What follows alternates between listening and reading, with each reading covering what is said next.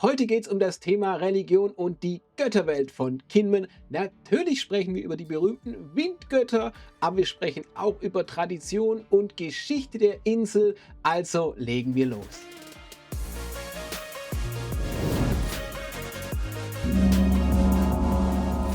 Hallo und willkommen zurück zum Kinmen Podcast, dem vergessenen Fenster Taiwans. Ich bin euer Host Ferdinand und heute sprechen wir über das Thema Religion und Gottheiten auf der Insel Kinmen.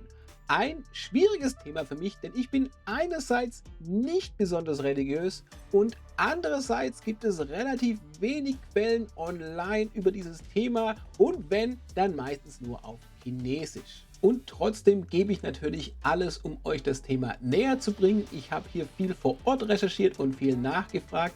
Daher aber auch eine kleine Vorwarnung. Es besteht eben die Möglichkeit, dass ich Dinge falsch verstanden habe. Und wenn ihr euch jetzt denkt, wer, wie, was ist ein Kinmen? Das ist eine kleine Insel in Taiwan, die ich hier in meinem Travel Vlog dokumentiere. Seit diesem Jahr auch mit diesem Podcast. Wir haben jetzt schon die 9. Episode erreicht.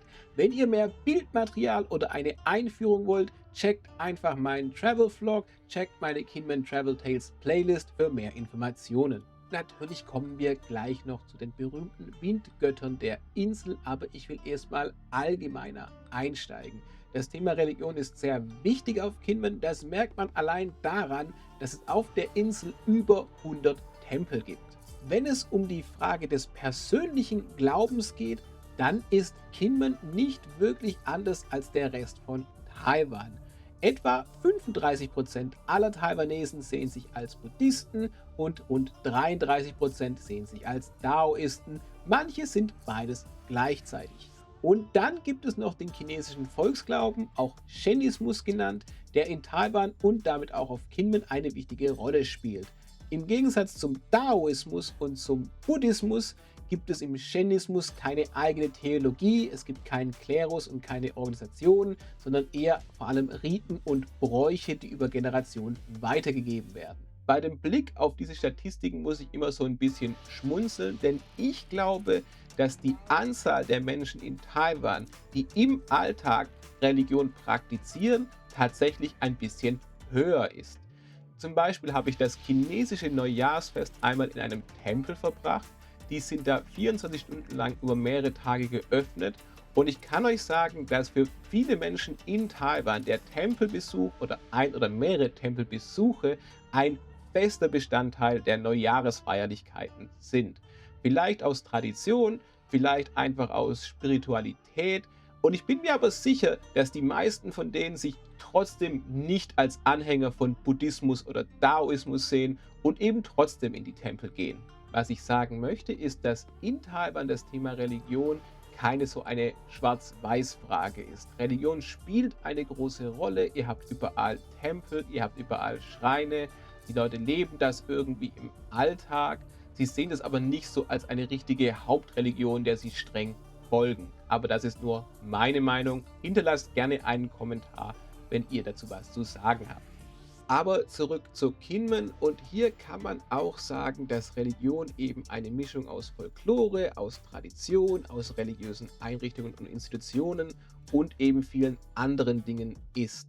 Das Ganze ist ein bisschen komplex, aber wir starten mit dem naheliegendsten Beispiel, den Windlöwen der Insel.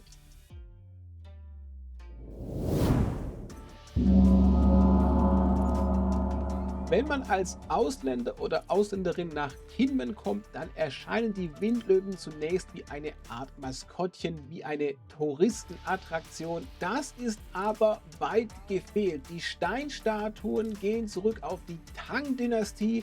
Die Geschichte lässt sich bis ins 9. Jahrhundert zurückverfolgen.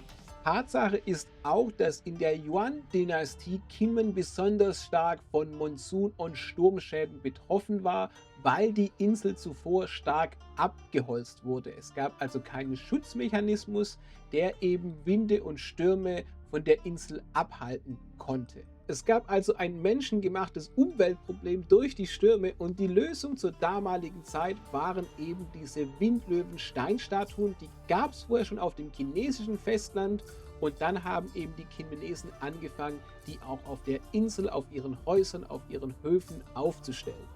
Die Windgötter sollen also Stürme fernhalten, sie sollen die Kinmenesen beschützen und an dieser Mission hat sich über die Jahrhunderte nicht wirklich etwas verändert. Bis heute verehren die Einheimischen die Steinstatuen, sie sind überall auf der Insel zu finden, die Menschen bringen ihnen Opfergaben und erzählen sich die einzigartige Geschichte der Wächter.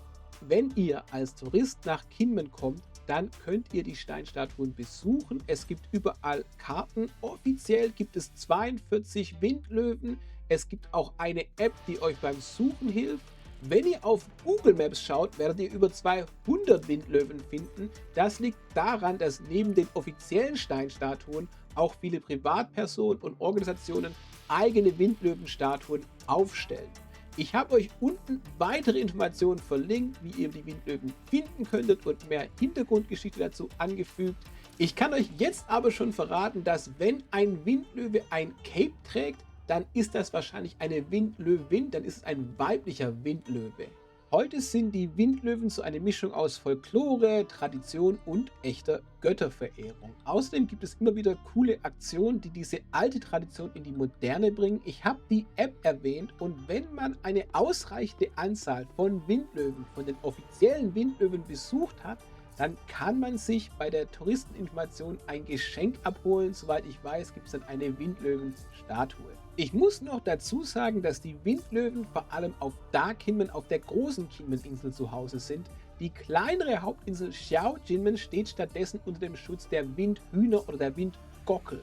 Diese sollen ebenfalls vor den stürmischen Nordwinden schützen. Für mehr Details müsst ihr allerdings selbst eine Reise nach Xiaokinmen wagen. Hört euch unbedingt vorher aber meine Episode zur kleinen Kinmen-Insel an.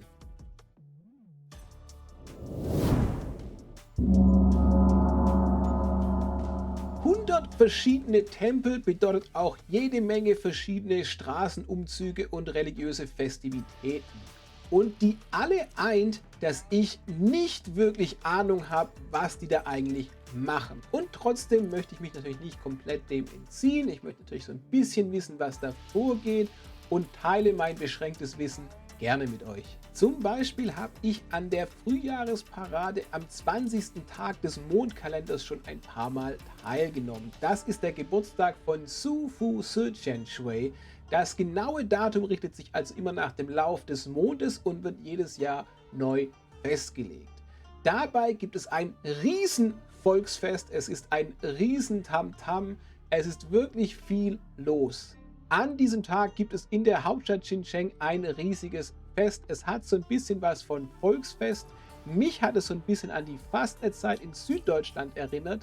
Es werden 4 taoistische Götter aus 4 Tempeln durch die Straßen getragen. Sie werden vereint und dann gibt es einen riesigen Umzug. Es gibt einen sehr ernsten Teil dabei. Ihr seht zum Beispiel verschiedene Schamanen, die da Götter und so vertreiben sollen. Und die nehmen das sehr ernst. Die haben da Messer im Mund und laufen barfuß über Scherben. Es gibt aber auch ein großer Teil von Volunteers, von Freiwilligen. Ich selber wurde auch volontiert, ein paar Götter durch die Straßen zu tragen. Hat also wie gesagt etwas von Fastnet, von Karnevalszeit. Die ganze Tradition ist über 4000 Jahre alt und natürlich hat es den Hintergrund, die bösen Geister der Vergangenheit zu vertreiben. Weil es aber natürlich so groß ist, ist mittlerweile auch wirklich sehr viel Offizielles dabei. Es kommen Politiker, es kommen andere VIPs, die da teilnehmen. Und wie gesagt, es hat einfach diesen Volksfest-Charme. Es gibt ein ähnlich großes Fest in Xincheng, in der Hauptstadt der Stadtgötter. Dabei spielt der Wudao-Tempel, der Stadttempel, eine sehr wichtige Rolle. Auch dort werden Götterfiguren und Kinder verkleidet als Götterfiguren durch die Straßen getragen. Ich habe bis heute noch nicht genau verstanden, worum es da geht. Ich habe auch da keine Götter selber tragen müssen. Wenn ihr mehr wisst, könnt ihr gerne einen Kommentar unten da lassen. Ich freue mich auf euren Input.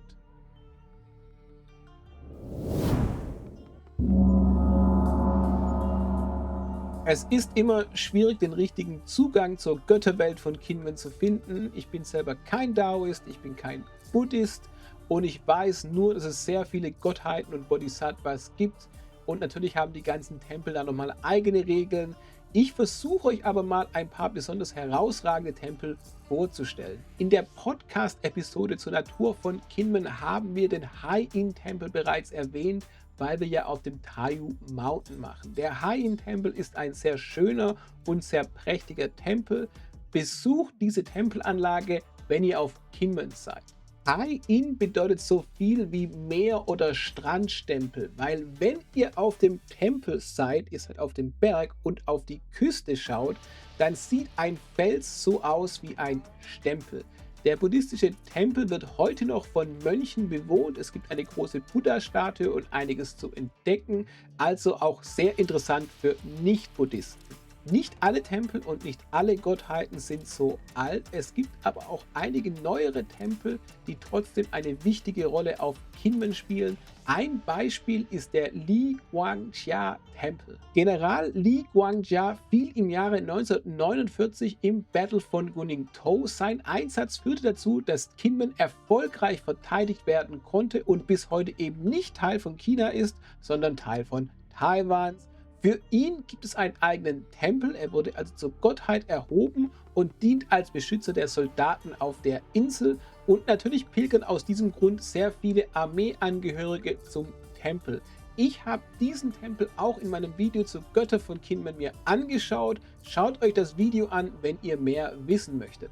Außerdem findet ihr auf Kinmen jede Menge Tempel und Statuen von Matsu. Die Himmelskönigin gilt als Beschützerin der Fischer und Seeleute. Sie wird überall in Taiwan verehrt und soll der Überlieferung nach über die Meere wandern. Also kein Zufall, dass sie auf Kinmen besonders beliebt ist. Und natürlich hat sie zudem noch die Fähigkeit, Wunder zu vollbringen. Und weil wir über Tempel sprechen, möchte ich hier auch noch die Yan'an Akademie erwähnen. Ein historischer Ort, der heute bei Touristen sehr beliebt ist, weil man von dort eine sehr gute Aussicht über die Insel hat. In der Akademie lehrte einst Zhu Xi, einer der wichtigsten Gelehrten der Song-Dynastie. Außerdem findet ihr dort den antiken Tai-Wen-Yan-Tempel sowie zahlreiche alte Ausstellungsstücke. In der nächsten Folge möchte ich mehr über das historische Kinmen sprechen, also Kinmen in den Kaiserdynastien von China. Ich kann euch aber jetzt schon wirklich ans Herz legen, euch die Akademie anzuschauen. Zahlreiche Gelehrte waren dort, ein wirklich historischer Ort, wirklich sehr sehenswert.